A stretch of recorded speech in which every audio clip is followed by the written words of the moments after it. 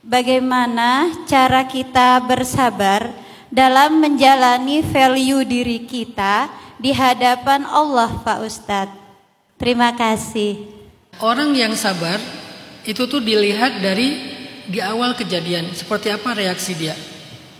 Jadi kalau kita pengen belajar sabar, cobalah belajar mengontrol diri kita sejak awal kejadian.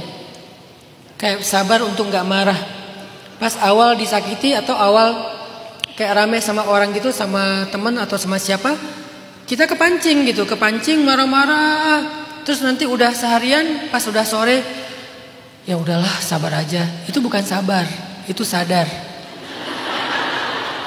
Itu bukan sabar tapi sadar. Jadi nggak akan dapat lagi tuh pahala sabarnya. Dia cuma dapat pahala sadar. Sadar dalam bahasa Arab insaf, yang kemudian jadi bahasa Indonesia insaf. Karena kita nggak bisa bilang sod dan fa, kan kita bilangnya pa ya, bukan fa kan. Dari insaf jadi insaf. Udah insaf loh, gitu kan?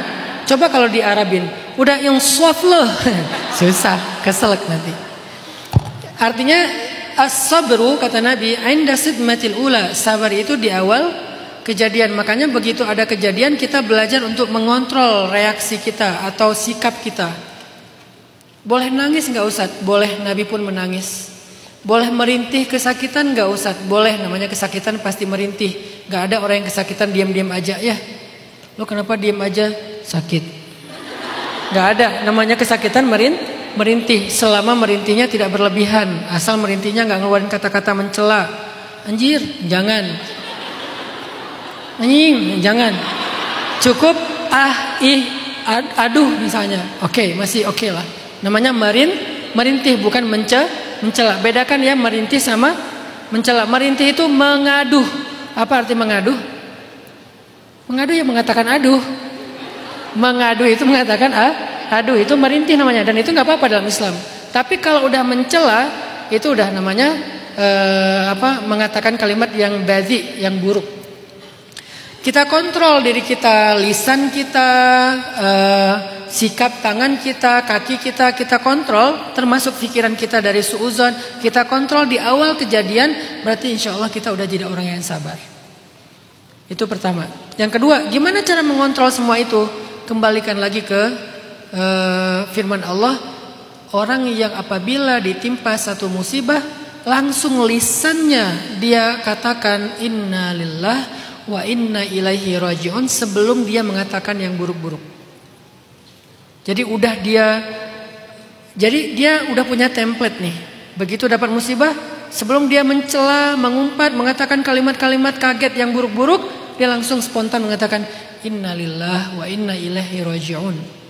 Maka kalimat itu akan menguatkan kesabaran dia kalau dia faham maksud dari kalimat itu. Seperti pembahasan kita tadi, kita tuh bukan pemiliknya, ini semuanya milik Allah. Ya udahlah gitu. Kadang kita bisa sangat mengontrol diri kita terhadap musibah yang besar, tapi kadang kita kelepasan untuk musibah yang kecil. Seringnya kayak gitu. Makanya kita cari tahu kan kelemahan kita di mana.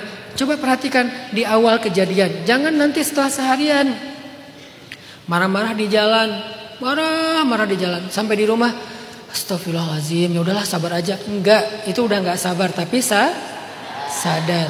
Kita selama ini berarti lebih sering sabar apa sadar? Kita belum sabar, seringnya sadar. Delay, sabarnya delay. Sehari, seminggu, udah sebulan, ya udahlah aku sabar aja. Sebulan baru ngomong sabar. Selama 30 hari ngapain? Marah-marah di grup. Setelah 30 hari marah-marah di grup, akhirnya baru bilang, ya udahlah nggak usah dibahas lagi lah, udahlah. Itu bukan sabar, kamu baru sadar setelah 30 hari. Jadi latihlah kesabaran di awal kejadian. Salah satu template melatih kesabaran itu adalah dengan mengatakan inna lillah wa inna ilaihi raji'un. Maka yang harus kita latih sekarang adalah penghayatan dari kalimat itu. Karena kalau kita lagi dapat musibah, kita nggak bisa lagi baca-baca buku apa ya arti innalillah teh. Nggak bisa, namanya lagi dapat musibah ya. Sekarang kita bekali diri kita dengan memaknainya. Oh ini maksudnya Begitu nanti dikasih ujian, kita langsung mengatakan itu dengan pemaknaan yang udah kita pahami. Jadi kita nggak punya apa-apa, semuanya adalah punya Allah. Sehingga ketika kita dikasih musibah, kita sebetulnya nggak kehilangan apa-apa. Kita hanya diambil apa yang menjadi milik Allah, dan pasti Allah akan menggantikan dengan yang lebih baik setelahnya. Allahu a'lam.